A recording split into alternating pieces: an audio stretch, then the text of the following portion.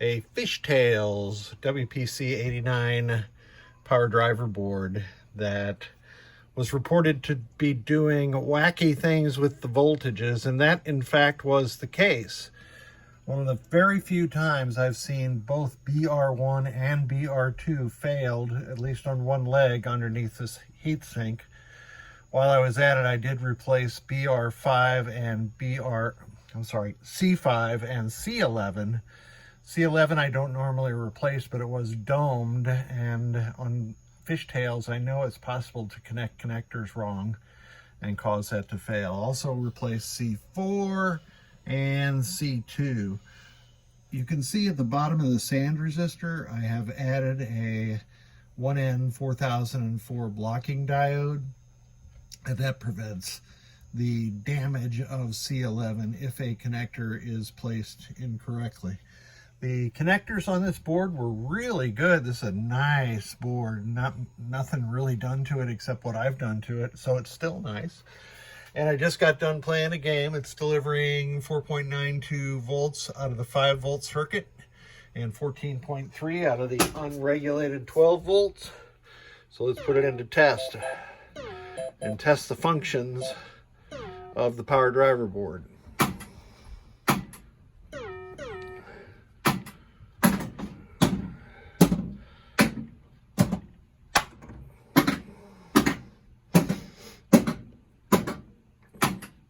Those are all the solenoids on whitewater, which is what I have this game in. We will pick up the flashers here in just a second.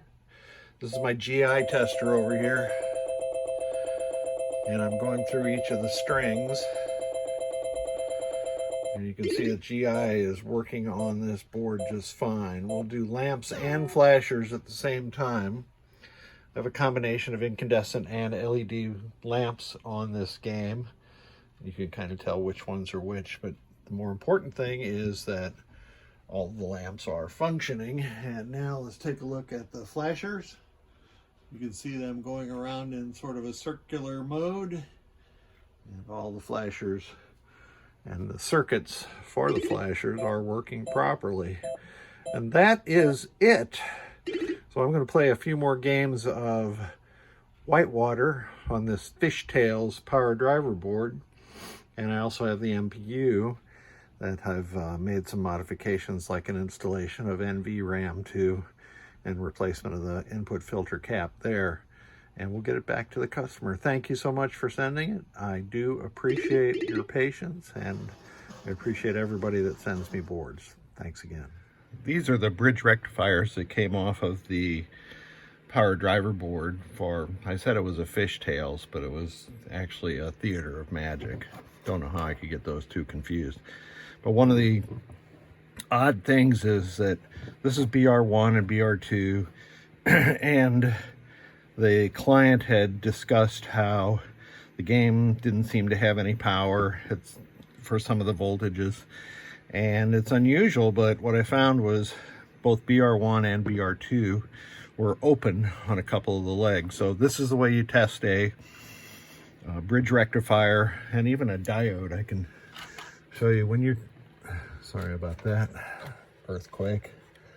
When you're testing a bridge rectifier, you're really testing 4 diodes that are integrated inside the bridge rectifier. So this one I'm testing now, and you can see the meters reading 0.576 in this direction. That represents the voltage drop across the diode. And the other way around, it reads null, which means that it is open and that there's no connection. So testing a bridge rectifier, we start with black on what I call the oddball leg. It's really the positive DC leg of the bridge rectifier. And when you're testing, you should read about that much, 0.490, in across this leg and across these legs here. Now this one is open. You can see it's getting some wacky readings here, but that is open. The next step is to go cat a corner from the oddball leg and put your red probe there and measure the flanking legs with the black probe. So that's a good leg. However, this leg is again open. So I've marked those, and I'm going to send those back to the client just so if they want to try it for themselves, they can. Same thing on this bridge. This leg is open. I'm going to go catacorner now. That's a good leg. And then this leg is open. So odd that both BR1 and BR2 would fail at the same time, but that's the way it goes sometimes with electronics. So here's the last component of the Theater of Magic board set. This is the MPU board, which is a WPC-S. And since I have it in my whitewater, I have to disconnect a few things so that, for instance, it doesn't try to turn on the twirling box in the middle of Theater of Magic. And again, this is the driver board that I had repaired also. I have the coil power disconnected, and I'm going to test the MPU functions right now. So I have a couple of my switch testers connected. I also have the soundboard disconnected because it would be making whitewater sounds. That's somewhat irritating. So I'm going to set the time and date. I installed NVRAM into this MPU, so now that we have the time and date set, we're good to go. I'm going to do a couple of adjustments here for the client. Oops, here it is. Yep.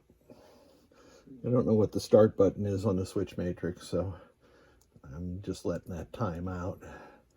We'll put it back into free play.